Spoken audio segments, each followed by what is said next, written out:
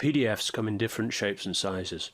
This one has been generated by converting an editable Word document into PDF so that the text is selectable. I'll refer to PDFs like this as editable in this video. This one, on the other hand, has been scanned, as you can see when we zoom in on the text, and the text is only present as part of what is effectively a photographed image, albeit of high quality. Both of these documents should be translatable in Studio, but if the PDF is a low quality scan of a document like this, we would have to consider retyping it or re-speaking it with voice recognition software to make it translatable in Studio. I'm going to open the first of these, the editable PDF, for translation in Studio. I can see how Studio will process the PDF for translation by clicking Advanced and then finding the file type for PDFs.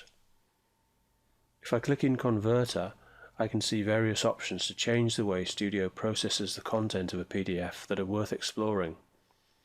The Layout section dictates how Studio handles text flow around graphics and columns.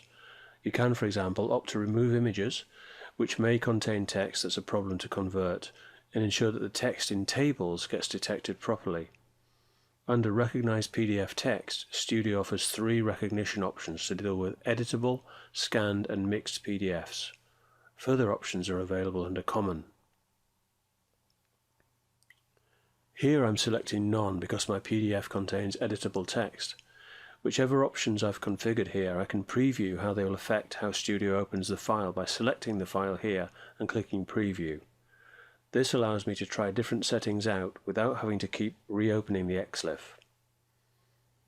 When I'm happy with the way it looks, I can go ahead and open the file for translation in the usual way.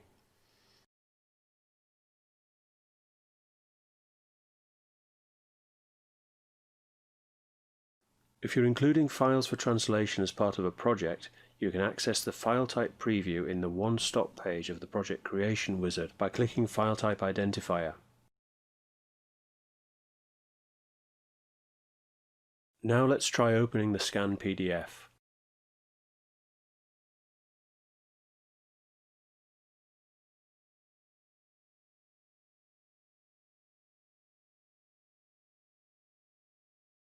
I go to the PDF file type and this time choose either Problem Characters Only or Every Character, which are both suitable for opening scanned PDFs.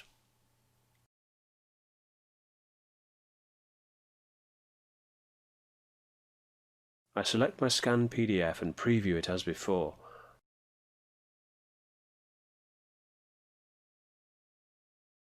The result looks good, so I open it for translation. I'm going to Project Settings to configure the options to allow me to edit source segments that contain errors, so as to ensure better matches in future. I click Allow Source Editing and enable merging segments across paragraphs. Here are 2 errors that I'm going to correct by right-clicking and choosing Edit Source.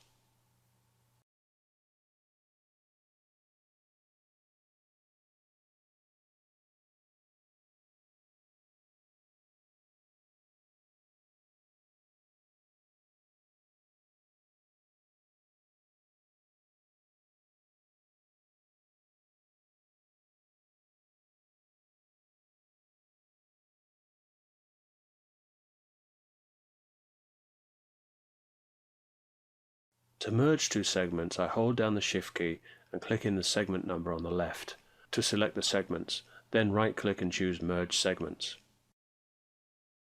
The SDL App Store has an OCR plugin with improved character recognition and recognize a wider range of languages than the OCR features in Studio. To get Iris PDF OCR support for Studio, log into the App Store, download and install the app, and restart Studio. You will need to tick the option to use Iris technology in the PDF file type.